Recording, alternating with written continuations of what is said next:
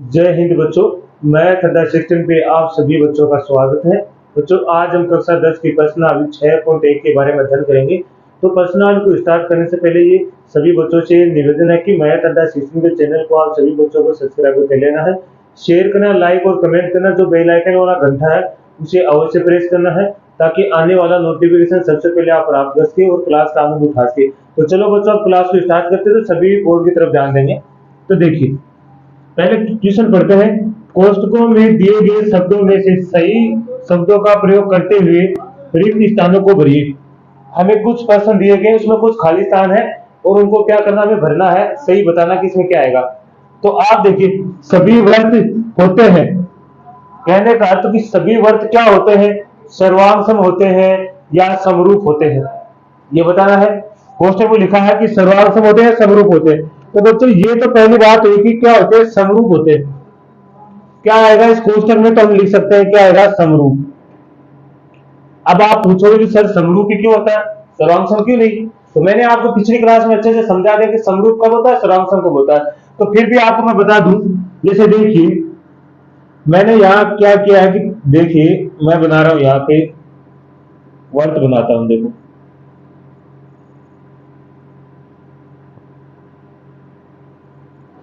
अब बात रही वर्त बने हुए हमारे पास बोर्ड पे। अब यहाँ इसका केंद्र है, मैंने इसकी त्रिज्या है 3 सेंटीमीटर है, ये वाली इसकी त्रिज्या 2 सेंटीमीटर है और इस वाले की त्रिज्या क्या है, 1 सेंटीमीटर है। अब आपको दिखाई दे रहा होगा कि ये तीनों ही वर्त क्या है, एक ही आकार के हैं। क्या दिखाई दे रहे, एक ही आकार दिखाई दे रहा है, मतलब सेम दिखाई दे रहे हैं आपको एकदम, की जैसे वर्त है तो वर्त ही दिखाई दे रहा है, सेम दिखाई दे रहे हैं, मतलब अपने रूप एक ही रूप के दिखाई दे रहे हैं, मतलब कहने का अर्थ एक ही रूप के दिखाई दे रहे हैं। लेकिन आपको एक चीज दिखाई दे रही कि जो इसकी क्या है, ये त्रिज्या ये 3 सेंटीमीटर है, इसकी 2 सेंटीमीटर है, इसकी 1 सेंटीमीटर है। इसका अर्थ क्या हुआ बच्चों, इसका क्या अर्थ हुआ कि इसका अर्थ ये हुआ कि जो यदि ये सर्वांग होते, जब इन तीनों की ही त्रिज्या क्या होती, 3-3 सेंटीमीटर होती, लेकिन इनका रूप तो समान है, इसलिए हम इसे क्या बोल देंगे, समरूप बोल देंगे। सर्वांग नहीं बोल सकते, सर्वांग उसी कंडीशन बोल सकते हैं जब इन तीनों की त्रिज्या क्या होगी, समान होगी, तभी हम क्या बोल सकते हैं, ये सर्वांग समय अन्यथा समरूप कहलाते। तो ये आपको समझ में आया कि समरूप कब होता है, सर्वांग कब होता है। इसका स्क्रीनशॉट लीजिए, फिर इसका अगला वाला करते हैं। इसका दूसरा पॉइंट देखिए बच्चों, दूसरा पॉइंट क्या है, सभी वर्ग होते हैं। अब सभी वर्ग क्या होते हैं, सर्वांग होते हैं या समरूप होते हैं, यह बताना है। तो जब भी आपको यह कहा जाए कि सभी वर्ग होते हैं, आपको जब तक कंडीशन नहीं दे रखी है ना, तब तक वो क्या रहेंगे, समरूप ही होंगे बच्चों। क्या होंगे, समरूप ही होंगे। क्या होंगे, समरूप होंगे। तो सभी वर्ग क्या होंगे, सभी वर्ग क्या होते हैं, समरूप होते हैं। आप समरूप कैसे देखिए, जैसे मान लो मैंने यहां वर्ग बनाया है, ठीक है। अब आप जानते हो कि वर्ग की तो सभी भुजाएं समान होती है। वर्ग की क्या होती है, प्रत्येक भुजा क्या होती है बच्चों, समान होती है। तो यहां से मैंने लिखा ये 2 सेंटीमीटर है, तो वर्ग की तो प्रत्येक भुजा समान होती है। दूसरा वर्ग बनाया मैंने,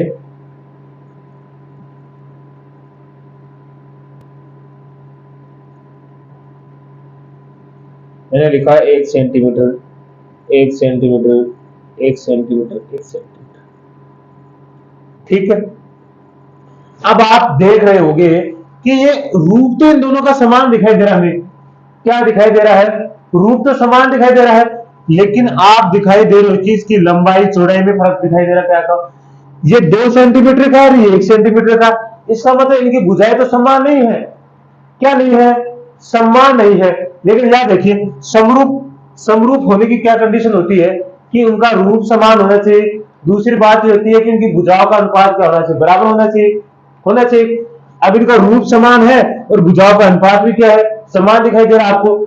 जब भी आपसे डायरेक्ट पूछा जाए कि जैसे कोई भी आकृति दे पूछा जाए कि क्या ये सर्वांग होती है, समरूप होती है, तो आप डायरेक्ट यही कहोगे कि सर जब तक कंडीशन नहीं होती है ना, तब तक हम जैसे आपको माप नहीं दे रखी उसकी, तब तक आप सभी आकृतियों को क्या कहोगे, समरूप कहोगे। मतलब एक जैसी आकृति दे रखी तो वो क्या कहेंगे, समरूप। ये नहीं कि आपको एक त्रिभुज दे दिया, एक वर्ग दे दिया, बताओ कौन सी है। तब वो समरूप भी नहीं होंगी और सर्वांगसम भी नहीं होंगी। जब एक जैसी आकृतियां दे रखी है तो आप उन्हें समरूप कह सकते हैं, सर्वांगसम नहीं कह सकते। तो ये क्या कहलाएंगी? समरूप कहलाएंगी। तो ये कंडीशन भी आपको समझ में आ गई कि समरूप कब होती है और सर्वांगसम कब होती है। ठीक है, तो इसका स्क्रीनशॉट लीजिए, फिर इसका अगला पार्ट करते हैं।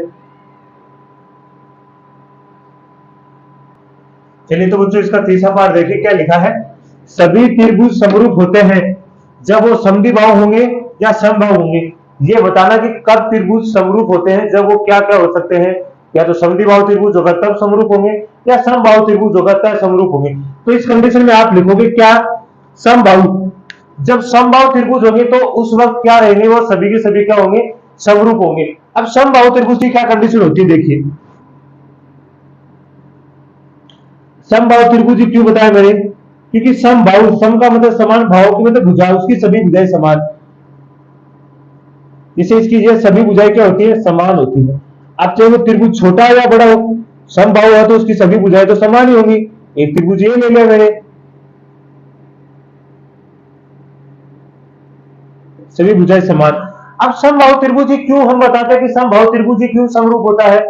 इस कंडीशन में होता है बच्चों, क्योंकि ये इनकी सभी भुजाएं क्या होती है? समान होती है। इनका रूप भी एक जैसा होता है और इनका एक रूप क्या होता है? एक जैसा ही दिखाई देता है हमें, क्योंकि चाहे वो छोटी हो बड़ी माप हो, लेकिन उसकी साइज ऐसा लगता है जैसे एक ही साइज, मतलब एक ही रूप के है। अलग अलग देखो, साइज बड़ी छोटी हो सकती है, माप जब बड़ी छोटी होगी तो उससे नहीं है, लेकिन इनका देखो रूप आपको एक जैसा दिखाई दे रहा है। दिखाई दे रहा है कि नहीं दे रहा? देखो, चाहे ये 2 सेंटीमीटर हो, ये 1 सेंटीमीटर, इनकी भुजाएं तो छोटी बड़ी है ना, बाकी इनकी जो आकृति है वो एक जैसी ही दिखाई दे रही है, एक जैसी दिखाई दे रही है। इसलिए हम ज्यादातर क्या कहेंगे कि समबाहु त्रिभुज ही क्या हो सकते हैं? समरूप हो सकते हैं, अन्यथा और कोई त्रिभुज समरूप नहीं हो सकता। और कोई त्रिभुज देखना चाहोगे तो आप देखोगे, जैसे कैसे, अब देखिए, जैसे ये वाला मैंने लिया समद्विबाहु त्रिभुज। कौन सा है? समद्विबाहु। इसकी केवल दो भुजाएं समान होती है, ठीक है। एक मैंने दूसरा ले लिया, कौन सा? समबाहु।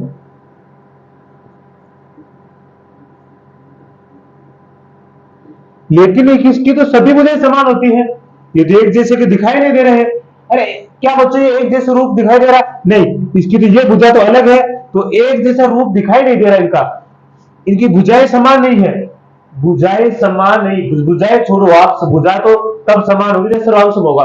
लेकिन आपको ये जो रूप दिखाई दे रहा है, इनका रूप ही छोटी बड़ी आकृतियों के रूप में दिखाई दे रहा है, ऐसे सेम से आकृति दिखाई नहीं दे रही है।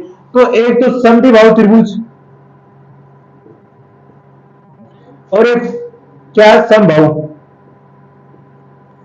ये समरूप नहीं हो सकते, लेकिन केवल और केवल समबाहु त्रिभुज क्या हो सकते हैं? समरूप हो सकते हैं। ये कंडीशन आपको अच्छे समझ में आ गई, तो इसका स्क्रीनशॉट लीजिए, फिर इसका अगला पार्ट करते हैं। इसका अगला पार्ट देखिए बच्चों, क्या लिखा है? भुजाओं की समान संख्या वाले, भुजाओं की समान संख्या वाले दो बहुभुज समरूप होते हैं। बहुभुज किसे कहते हैं? तो बच्चों ये मैंने आपको शायद बताया नहीं होगा, तो फिर देख लो। बहुभुज, बहुभुज उसे कहते हैं जो कम से कम 3 भुजाओं से मिलकर जो बंद आकृति बनी होती है, उसे हम क्या कहते हैं? बहुभुज कहलाते हैं। क्या कहते हैं? बहुभुज। 3 भुजाओं से बनी, कम से कम मतलब कम से कम 3 भुजाओं से बनी बंद आकृति क्या कहलाती है? बहुभुज। ज्यादा हो सकती है उसकी नहीं, ये कम से कम कितनी भुजा होनी चाहिए? 3 भुजा, वो क्या कहलाता है? बहुभुज कहलाता है।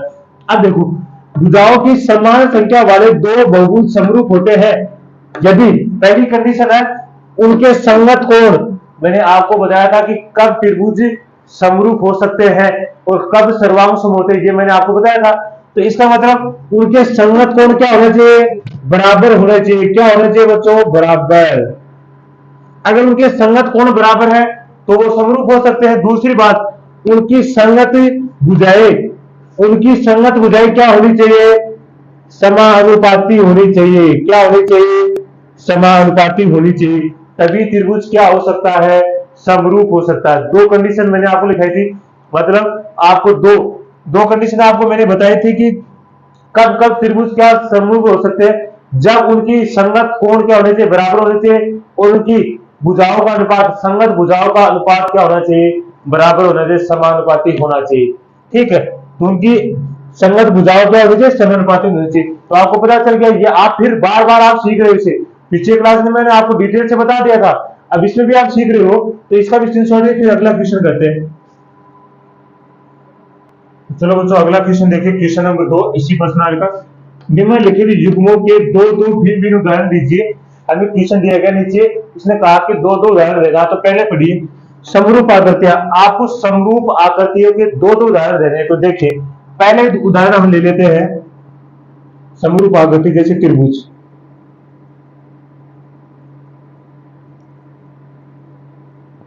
ठीक है, ये ले लिया हमने ए बी सी। दूसरा त्रिभुज आपने ले लिया, एक तो त्रिभुज वाला पी क्यू आर। ठीक है, आपको दिखाई दे रहा है दोनों, आपको स्वरूप दोनों का समान दिखाई दे रहा है, तो समरूप आकृति है। दूसरा आप उदाहरण देना चाहो तो आप दे सकते हो, जैसे एक ले लो आप वर्ग, वर्ग का दे दो।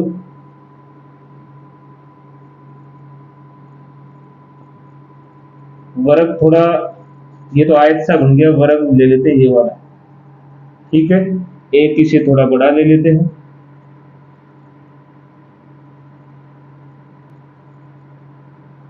तो ये हो गया A B C D, P Q R S. ठीक है, ये हो गया समरूप आकृतियों का, कि समरूप हो गया, ये तो समरूप आकृतियों का हो गया ना। अब हमें देना है समरूप आकृतियों का उदाहरण। तो ये तो बिल्कुल आसान, आप कुछ भी ले लो, एक त्रिभुज ले लिया आपने, ठीक है, और एक वर्त ले लिया। क्या समरूप आकृतियां के सेम दिखाई नहीं दे रही है, तो समरूप नहीं है। दूसरा आपने ले लिया, जैसे इसको नाम भी दे दो ए बी सी, और ये वर्त हो गया। ठीक है, यहां से देखिए दूसरी आप ले लो, एक समांतर चतुर्भुज ले लो,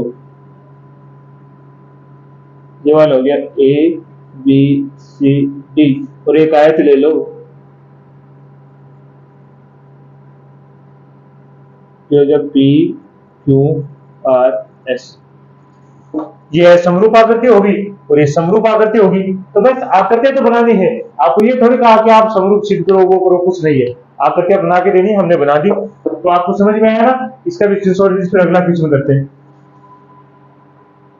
तो चलो बच्चों अगला क्वेश्चन देखिए, क्वेश्चन नंबर क्या है, 3 है। कौन सा क्वेश्चन है, 3 नंबर। इसी प्रश्न का कौन सा क्वेश्चन है, 3 नंबर क्वेश्चन है। तो बताएं कि निम्नलिखित चतुर्भुज समरूप है या नहीं, समरूप है या समरूप नहीं है, ये बताने की कंडीशन। मैंने आपको कंडीशन बताई थी समरूप होने की, कि क्या क्या कब कब समरूप होता है। तो मैंने आपको पहली कंडीशन बताई थी, क्या होना चाहिए, संगत कोण बराबर और संगत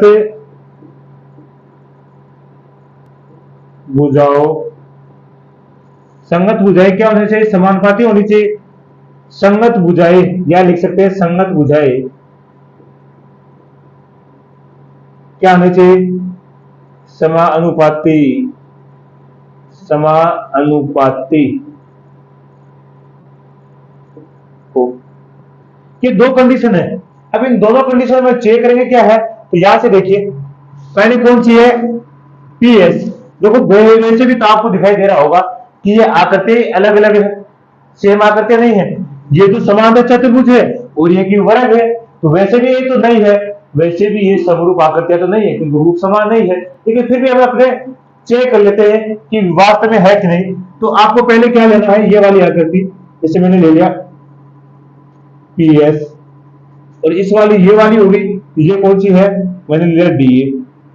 देखो बच्चों आप कहोगे सर आप चेक कर रहे हो, ये तो बिना चेक करे भी आपको दिखाई दे रहा है कि ये आकृतियां समान नहीं है, समरूप तो आकृतियां नहीं है, समान रूप की है ही नहीं, तो वैसे समरूप नहीं है। लेकिन फिर भी हम चेक कर लेते हैं।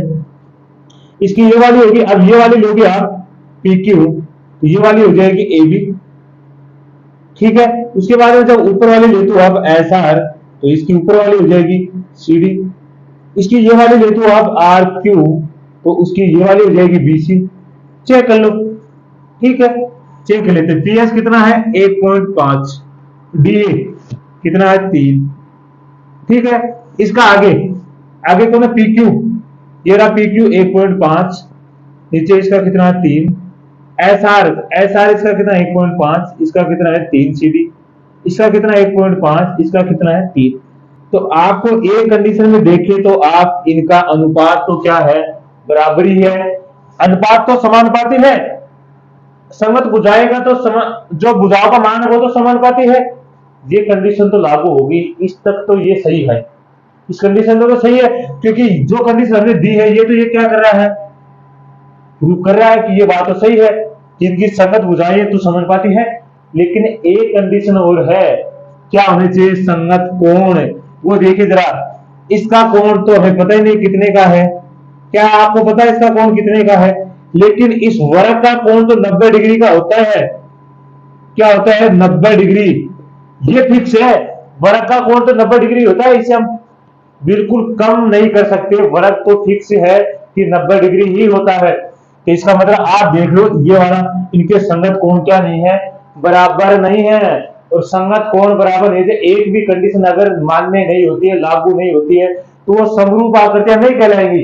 तो ये क्या है, समरूप आकृतियां नहीं है, क्या लिखेंगे, समरूप नहीं है, बस ये कंडीशन लागू होती है। तो आप समझ गए ना, समरूप कब होता है और समरूप कब नहीं होता, तो आप आसानी से बता सकते हैं कि उनकी भुजाओं का, इनकी संगत भुजाओं का क्या होना चाहिए, भुजाओं का मान समानुपाती होना चाहिए, संगत कोण बराबर होना चाहिए, और एक रूप के, अब रूप भी नहीं है तो उनके अगर कम से कम ये दो कंडीशन लागू हो जाती है तो वहां पे क्या होता है, वो समरूप आकृतियां हो जाती है। तो आपको समझ में डिटेल। तो बच्चों जहां हमारी क्या होती है, कौन सी प्रश्नावली हो गई, 6.1 की प्रश्नावली पूरी हो गई है, तो इसमें आपको कोई दिक्कत होनी नहीं चाहिए। अब हम प्रमेय पढ़ेंगे, क्या पढ़ेंगे, प्रमेय। तो आप इसका स्क्रीनशॉट लीजिए, फिर अगली हम प्रमेय पढ़ते हैं, या फिर बच्चों हम ये काम कर लेते हैं कि जो प्रमेय है वो अगली क्लास में पढ़ लेंगे, इस क्लास में थोड़ा सही नहीं लगेगा, क्योंकि 10 मिनट हमारी 6.1 की प्रश्नावली हो गई है, उसमें थोड़ी मेल नहीं खाएगा ये। तो आप यहां तक स्क्रीनशॉट ले लिया होगा। तो आज के लिए इतना ही पढ़ेंगे, तो सभी को मैथ अदर सेक्शन की तरफ से धन्यवाद, ठीक है।